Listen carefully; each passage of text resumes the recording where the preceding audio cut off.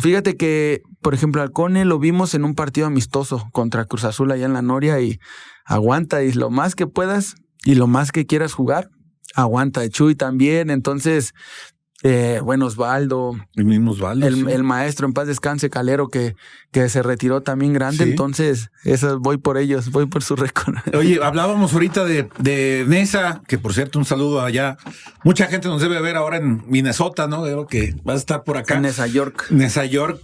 ¿Cómo recuerdas ese trámite, esa infancia? Recuerdo un poquito una anécdota tuya que estabas entre americano o fútbol, Sí. pero el impulso de tu jefe fue fundamental para que te decidieras por la redonda, ¿no? Sí, fíjate, pues bueno, muchos o pocos saben que mi papá fue jugador y no alcanzó a debutar en Primera División, pero pues yo desde chiquito yo quiero ser como él. Él jugó en Segunda A y Segunda B, que era antes, fue tercer portero del Coyotes Nesa de Primera División, entonces siempre me sacaba a sus partidos, a sus entrenamientos y ahí yo quería ser como él, entonces iba para allá, pero de repente se me atravesó el fútbol americano.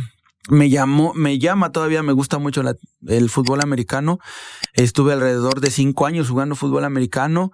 Me gustaba bastante. Incluso tengo un primo, fue coach de muchas universidades aquí en México. Y había la posibilidad de ir a hacer la high school allá a Estados Unidos.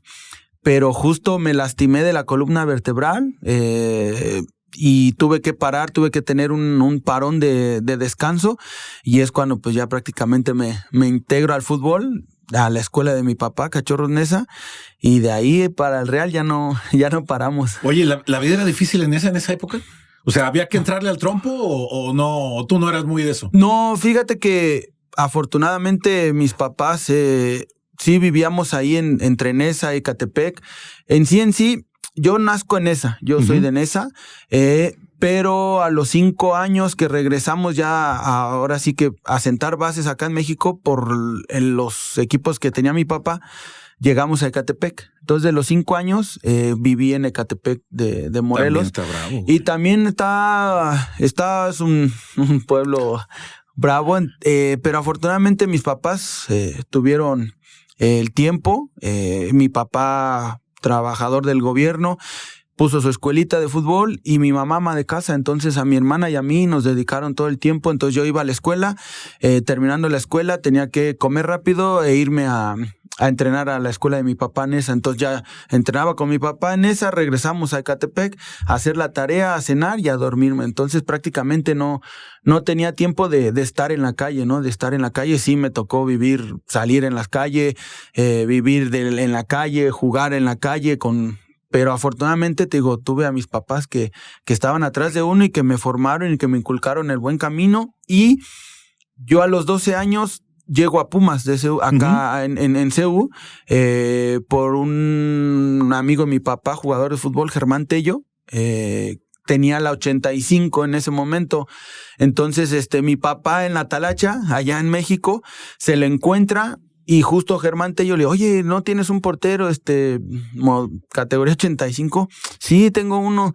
Dice, mándamelo para que lo vea. Pues es que es mi hijo. Ah, órale, pues.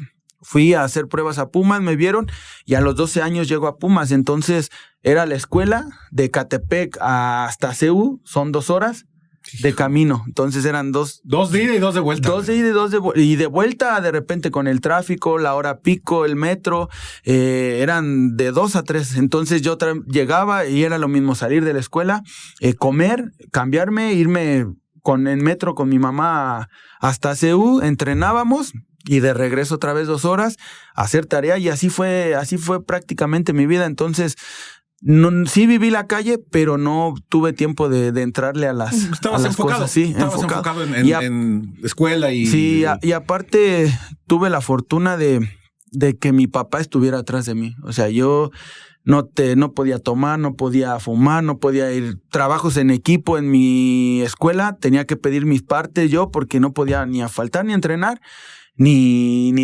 cotorreo el fin de semana, nada. No, yo, fíjate que parece habladuría, pero era mi papá. ¿Sabes qué? Hoy te invitaron a jugar a las 12 en Santa Cruz, Mellehualco, y después a las 4 jugamos nosotros, y el domingo, al día siguiente, eran otros 2, 3 partidos con su escuelita. Entonces, sí, la verdad, fui muy dedicado.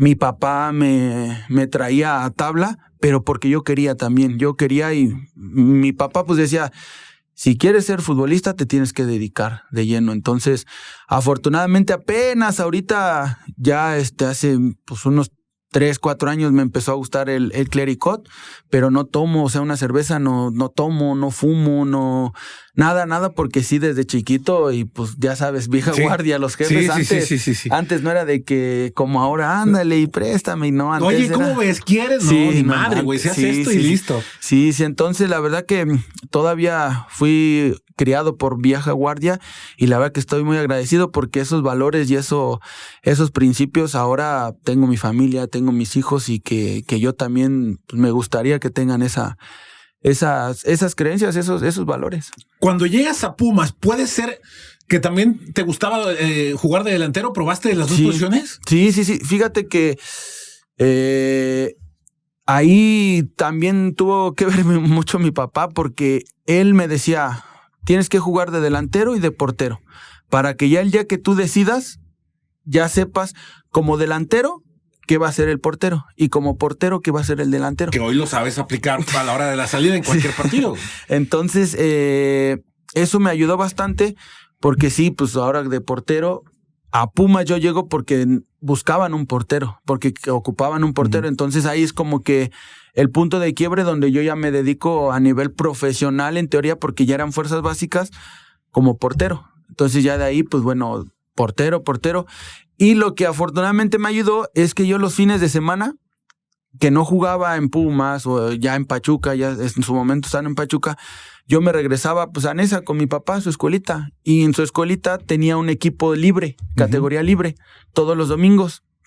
Entonces, si yo podía, bueno, me meto y jugaba de delantero. Porque si yo decía, pues no me va a hacer un gol cualquier güey o se vaya a burlar de mí y todo. Entonces, yo era delantero. Y fíjate que allá en México hay una liga que se llama Interclubs. Era muy famosa. Era muy famosa en su momento.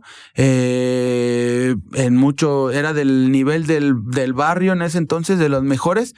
Y tengo la anécdota de que quedamos campeones de goleo, mi papá y yo, empatamos con los mismos goles, mi papá y yo, Lifsa se llama la liga, y yo ya tenía alrededor de 15, 16 años. ¿Cuántos hicieron? ¿Tú y tu jefe? No, te mentiría si pero hacíamos, sí una buena cantidad. Sí, una buena cantidad porque pues en ese entonces era rápido, yo era veloz y me gustaba, entonces pues éramos categoría libre, pero él era su escuelita de niños, entonces pues prácticamente jugábamos, yo se la daba a mi papá la aguantaba, la tiraba a la banda, yo llegaba, se entraba y remataba a mi papá, entonces, y cuando podía yo jugar, ¿por qué? Porque a veces o salíamos o viajábamos y no me daba tiempo, pero sí tengo ese recuerdo, tenemos ese ahí, incluso la bota, que nos dieron una bota y fuimos pues la primera vez en la historia de esa liga que el papá y el hijo quedaron empatados en goles.